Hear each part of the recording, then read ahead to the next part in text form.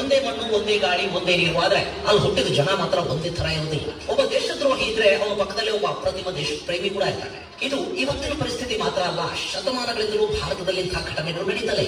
ರಾಣಿ ಚೆನ್ನಮ್ಮನ ಪಕ್ಕದಲ್ಲಿ ಒಬ್ಬ ಮಲ್ಲಪ್ಪ ಶೆಟ್ಟಿ ಇದ್ದ, ಸಂಗೊಳ್ಳಿ ರಾಯಣ್ಣನ ಪಕ್ಕದಲ್ಲಿ ಒಬ್ಬ ಲಕ್ಕಪ್ಪ ಇದ್ದ. ಇಂತಹ ಸಾಕಷ್ಟು ಉದಾಹರಣೆಗಳನ್ನ ಇತಿಹಾಸದುದ್ದಕ್ಕೂ ನಾವು ಕಾಣ್ತಾ ಬರ್ತಾ ಇದ್ದೀವಿ. ಇದೇ ತರ ಭಾರತದ ಅಪ್ರತಿಮ ದೇಶಭಕ್ತ ಮಹಾನ್ ಕ್ರಾಂತಿಕಾರಿಯೊಬ್ಬನ ಪಕ್ಕದಲ್ಲಿ ಕೂಡ ಹಿತಶತ್ರು ಒಬ್ಬ ಹುಟ್ಟುಕೊಂಡಿದ್ದ. ಅವನ ಮಹಾನ್ ಹೋರಾಟಗಾರನ ಬದುಕನ್ನೇ ಮುಗಿಸೋದಕ್ಕೆ ಬ್ರಿಟಿಷರಿಗೆ ಸಹಾಯ ಮಾಡಿಬಿಟ್ಟ. ಅಲ್ಲಿಗೆ ಭಾರತದ ಕ್ರಾಂತಿಯ ಕಿಚ್ಚೊಂದು ಆರಿ ಹೋಗೋದಕ್ಕೆ ಆ ವಿದ್ರೋಹ ಕಾರಣ ಆಯಿತು. ಕಾಕೋರಿ ಡಕಾಯಿತಿ, ಬ್ರಿಟಿಷ್ ಖಜಾನೆಗಳ ಲೂಟಿ, ಪೊಲೀಸರ ಮೇಲೆ ಹಲ್ಲೆ, ಸ್ಯಾಂಡರ್ಸ್ ವಧೆ, ಅಸೆಂಬ್ಲಿಯಲ್ಲಿ ಬಾಂಬ್ ಎಸೆಯೋದಕ್ಕೆ ಸಂಚು, ದೇಶದ ನಾನಾ ಮೂಲೆಗಳಲ್ಲಿ ಬಾಂಬ್ ಫ್ಯಾಕ್ಟರಿಗಳ ಸ್ಥಾಪನೆ, ನೂರಾರು ಕ್ರಾಂತಿಕಾರಿ ಯುವಕರಿಗೆ ಪ್ರೇರಣೆ, ಹೀಗೆ ನಾನಾ ಚಟುವಟಿಕೆಗಳ ಮೂಲಕ ಬ್ರಿಟಿಷರ ನಿದ್ದೆಗೆಡಿಸಿದ್ದ ಆಜಾದ್ ಭಾರತದ ಅಪ್ರತಿಮ ದೇಶಭಕ್ತ ಮಹಾನ್ ಕ್ರಾಂತಿಕಾರಿ ಚಂದ್ರಶೇಖರ ಆಜಾದ್.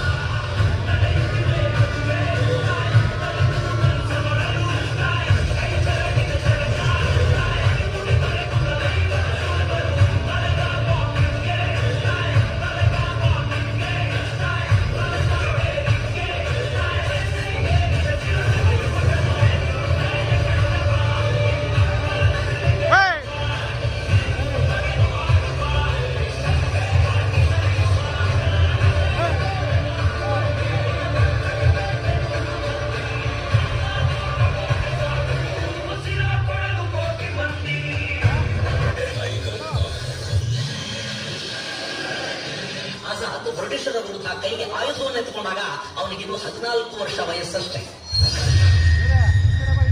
ಆಗಿನ್ನೂ ಅಸಹಕಾರ ಚಳವಳಿ ನಡೀತಾ ಇತ್ತು. ಶಾಂತಿಯುತವಾಗಿ ಬ್ರಿಟಿಷರ ವಿರುದ್ಧ ಪ್ರತಿಭಟನೆ ಮಾಡ್ತಾ ಇದ್ದ ಗಾಂಧಿ ಅನುಯಾಯಿಗಳ ಮೇಲೆ ಬ್ರಿಟಿಷರು ಲಾಠಿ ಚಾರ್ಜ್ ಮಾಡೋದಕ್ಕೆ ಮುಂದಾಗ್ತಾರೆ.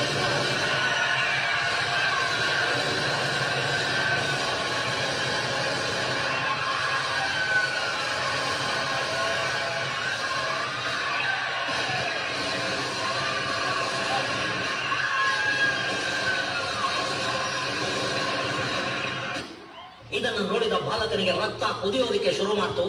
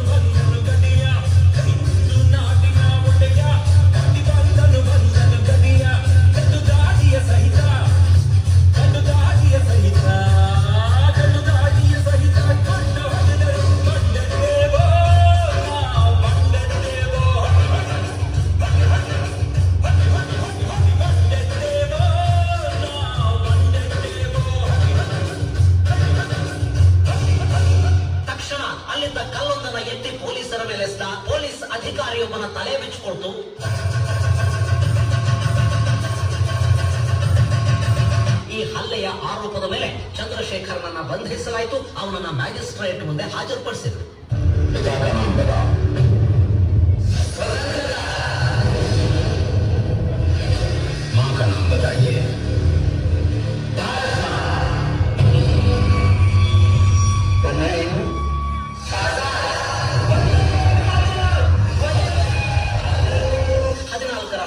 ಬ್ರಿಟಿಷ್ ಮ್ಯಾಜಿಸ್ಟ್ರೇಟ್ ಅನ್ನು ಮುಂದೆ ನಿಂತುಕೊಂಡು ನನ್ನ ಹೆಸರೇ ಸ್ವಾತಂತ್ರ್ಯ ಅಂತ ಹೇಳ್ಕೊಂಡಿದ್ದ. ಅದನ್ನು ಕೇಳಿ ಕೆರಳಿದ ಮ್ಯಾಜಿಸ್ಟ್ರೇಟ್ ಈ ಬಾಲಕನಿಗೆ 14 ಚಡಿಯೇಟುಗಳ ಶಿಕ್ಷೆಯನ್ನು ವಿಧಿಸಿ ತೀರ್ಪನ್ನು ಕೊಟ್ಟುಬಿಟ್ಟ.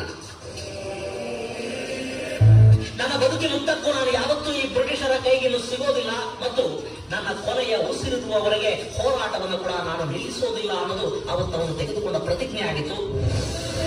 ಸೂರ್ಯ ಮುಳುಗದ ಸಾಮ್ರಾಜ್ಯಕ್ಕೆ ಸವಾಲೆಸೆದಿದ್ದ ಕ್ರಾಂತಿವೀರನೊಬ್ಬನ ಬೇಟೆಗೆ ಅಲ್ಲವತ್ತು ಇಡೀ ಒಂದು ಫೌಜೆ ಬಂದು ನಿಂತಿತ್ತು. ಒಬ್ಬ ಭಾರತೀಯ ಕ್ರಾಂತಿಕಾರಿಯ ಬಂಧನಕ್ಕೆ 80 ಮಂದಿ ಬಂದೂಕುಧಾರಿ ಪೊಲೀಸರು, ಅವರಿಗೊಬ್ಬ ನಾಟ್ ಬಾಪರ್ ಕಮಾಂಡರ್.